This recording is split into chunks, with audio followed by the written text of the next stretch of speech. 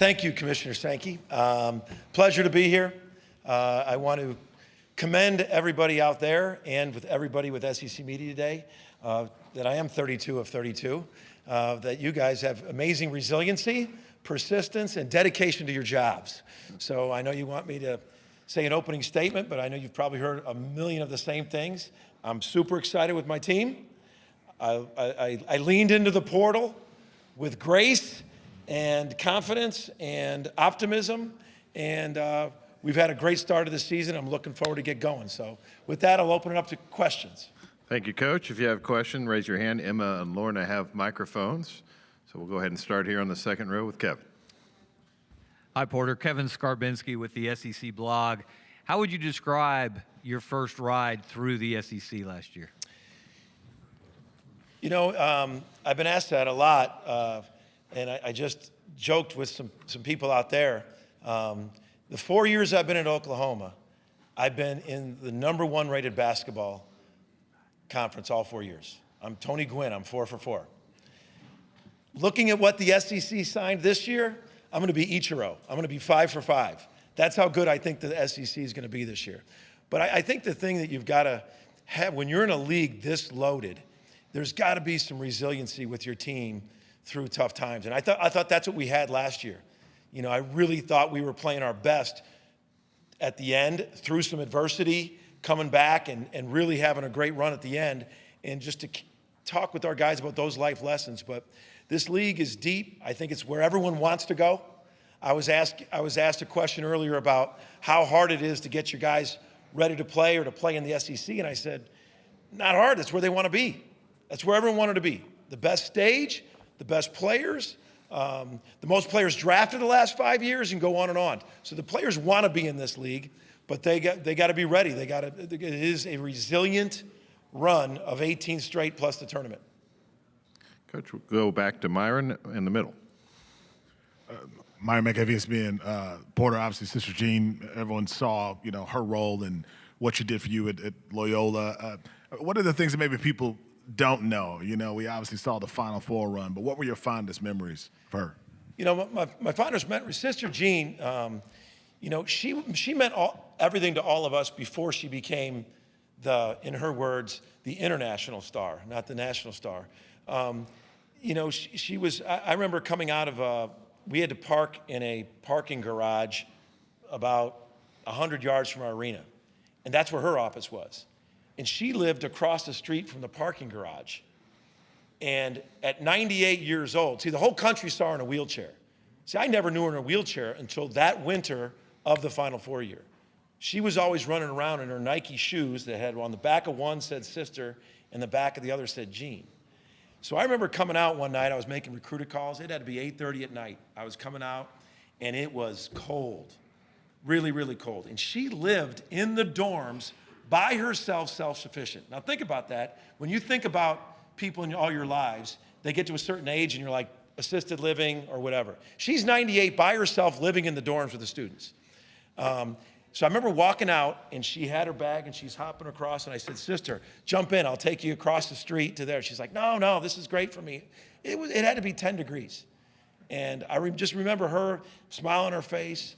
I remember her being such a basketball fan. Like she loved my kids, but I remember she sat behind my kids. My kids always joke about this when my kids about this big. She shushed my kids. They're making noise like, shh, I'm trying to watch the game. Like she was a huge fan of the game. So as my heart is so sad, I talked to her on her 106th birthday. I went back for a 105th birthday party.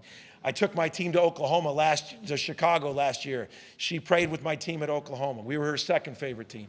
So as my heart is sad, it's also joy and gratitude that she was in my life. I vibe with energetic, positive people. I'll never meet someone who had such a positive attitude and poured that attitude into other people. More than Sister Jean. And I was blessed to be her friend.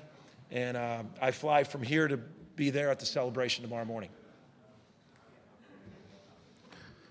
Back up here, second row. How do you replace a guy like Jeremiah Fears with everything that he brought to you? Yeah, replacing Jeremiah. So Jeremiah was, I mean, man, he got better and better and better. and such a dynamic speed for the SEC. That's what I look at. He brought us such speed. But I think we went out in the portal and got two older guards that have been on the stage a lot. You know, Nigel Pack has been, he's been on, you know, all Big 12. He's played on the stage of a Final Four. And I know this, having coached guys that been to the Final Four, like Cameron Krutwig, Lucas Williamson, Clayton Custer.